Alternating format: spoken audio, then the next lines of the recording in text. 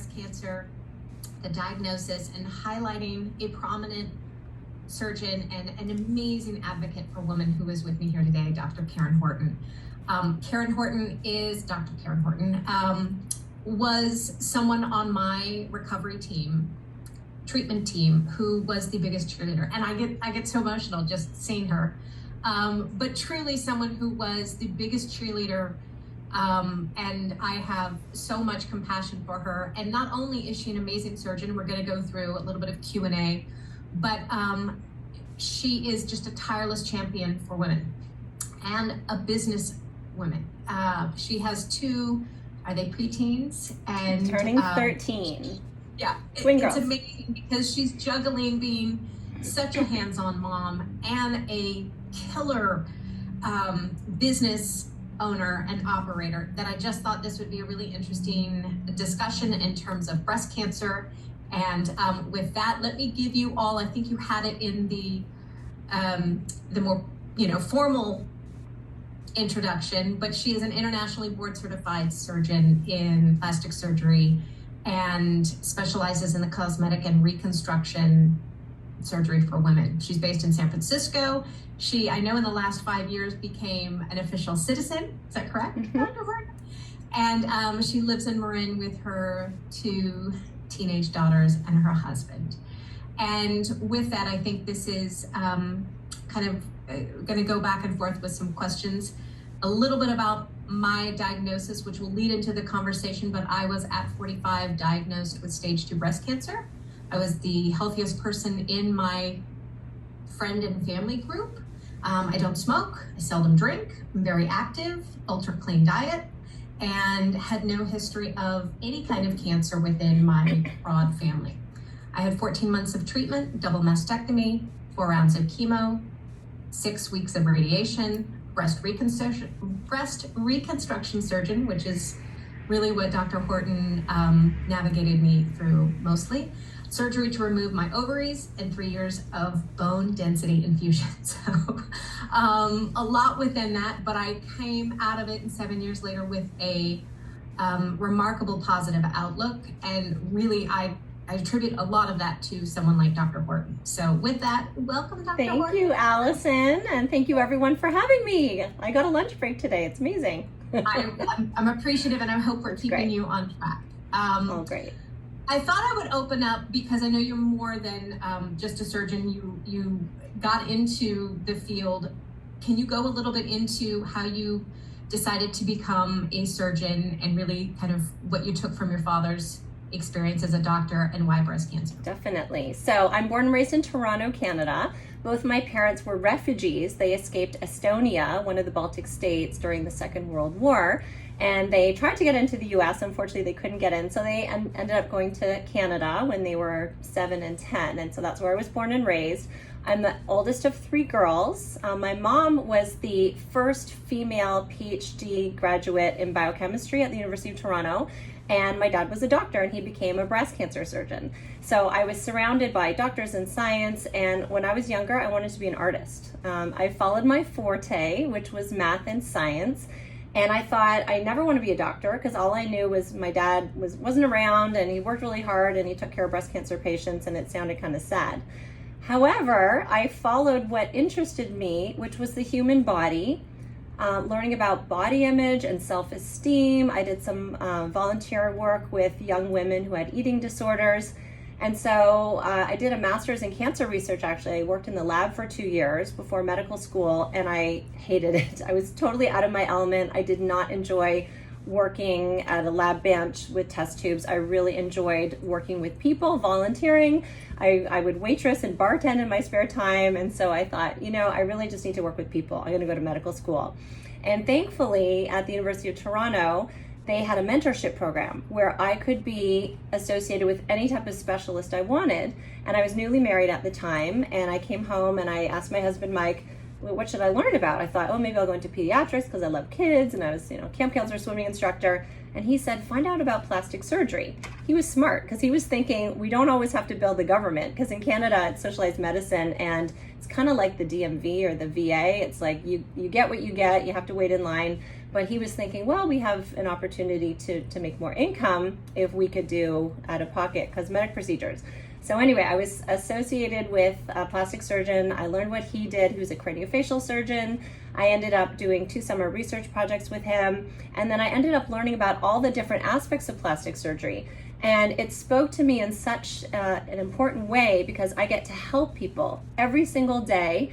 Plastic surgery is much more than what you see on the Kardashians, and it's much more than boob jobs and rhinoplasties. We reconstruct all parts of the body, all the way from the head all the way to the toes, all ages. There's skin, there's soft tissue, there's bones, there's muscles, there's breast tissue, there's fat. And it's reconstruction after trauma, after tumor, congenital issues, and then of course helping people look and feel their best. So for me, it was really the perfect opportunity to use my brain, my creativity, my drive and love of helping people feel good about themselves, and my hands in a very productive way. So I would definitely do it all over again. And I have to ask, a pretty male-dominated education in terms of who you were with. What was the percentage of men to women? So and what are the percentage of men to women right now in plastic surgery? So in my medical school class, we had 220 students, and I think about 50% of them were women, which was great. Only four students went into plastic surgery. I was one of them.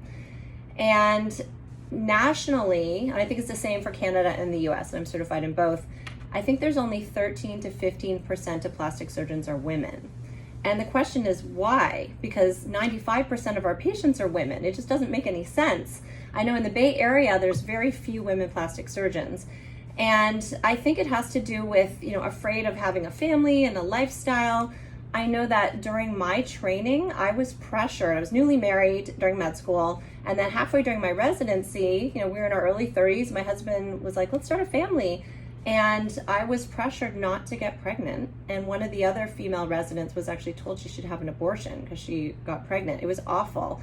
And so I ended up waiting to have children. Didn't go off the pill till I was 37. And then after we had been trying for 2 years, and I found out that my younger sister had to do IVF to get pregnant. I'm like, well, I guess I'm going to have to do that as well. So thankfully it worked. And now my twins are turning 13 and all is well. But it would have been a lot easier had there been more women in surgery and had my direct superiors been more supportive of me as a surgical resident starting a family, because I was the only woman surgeon I knew at the hospital. There wasn't that many other female residents. I certainly did not have any female surgical mentors, and all the male residents had 3 children during their 5-year residency, and I had 0. Difference. Yeah. Well, I'm glad that you made it through and that you were able to have the kids and that you're still so active. It's all great. Yeah. As it relates to breast cancer, the focus of this month, and I am happy to help people throughout every day of the year, but we get a lot of messages throughout October, breast cancer awareness and such, and we are always given the stats: 1 out of 8 women in the US will be diagnosed out of breast cancer. When you get into lower, socioeconomic levels, you get into different minorities, cultures, the stats are quite sad. Do you have any other facts for the group here in terms of breast cancer? I know, I'm not a doctor, but I know it's not a death sentence necessarily, but any stats you can share with us on? Yeah, I don't think there's any new statistics other than, it used to be thought that only 2% of breast cancers were hereditary because we were looking at the BRCA gene, BRCA gene. My sister Ingrid is a genetic counselor. We don't have any breast cancer in our family, but we have a lot of caregivers. And so Ingrid would say that if you do have a positive family history of breast cancer, meaning a first-degree relative, a mother or a sibling who's had breast cancer, especially if they're under the age of 40, you should probably be tested. And nowadays, there's so many more genetic tests available. It's not just the BRCA gene. There have been new genes associated not only with an early development of breast cancer, but other tumors. And so there are probably more hereditary cancers that we know of, maybe up to 10%. But you're right, there is a 1 in 8 statistic that in a woman's lifetime, she would be at risk of breast cancer. So the screening recommendations are still your annual mammogram starting at 40, younger if you have a first-degree relative with breast cancer. So for instance, Allison, your children would start their screening 10 years before your diagnosis at 35 if they have breasts. Sometimes younger women, their breasts are denser, and so other imaging modalities such as an ultrasound can be helpful, sometimes MRIs. But the main thing is we don't want women to fall through the cracks. And there's a lot of fear. You know, say you feel something that feels a little abnormal, you don't want to ignore it, because the word cancer, of course, is going to be looming in the back of your mind. Get it checked out. And one other thing I will say, when I first started my practice in 2006, there was a lot of talk about, is there a Marin, something in the water? Because women in Marin have a higher percentage of breast cancer. I'm certain that's why I got it. You know, I don't know about that. You know, yes, you were stage 2, but a lot of what we call cancer these days is actually stage 0. It could be DCIS, which is ductal carcinoma in situ. In situ is stage 0, meaning the cells are abnormal, but it hasn't actually formed a tumor yet. So there's a question, is it a detection bias? Are Marin women who tend to be maybe a little bit on the wealthier side, a bit more proactive at getting their screening, were they being diagnosed perhaps with stage 0 cancer and still calling it breast cancer? We don't know. But I think that has been proven. They've looked forward, and so lately the Marin rate is the same as everywhere else. Okay. Mm-hmm. And for someone like me, I think I had my baseline mammogram at 35 because I had very dense breasts. Mm-hmm. Would have, I guess, false positive or kind of lumpy breasts, and have them checked out when I was 30, 35, and finally got my baseline. Is there something, if one of the women on this call, if they have denser breasts and they are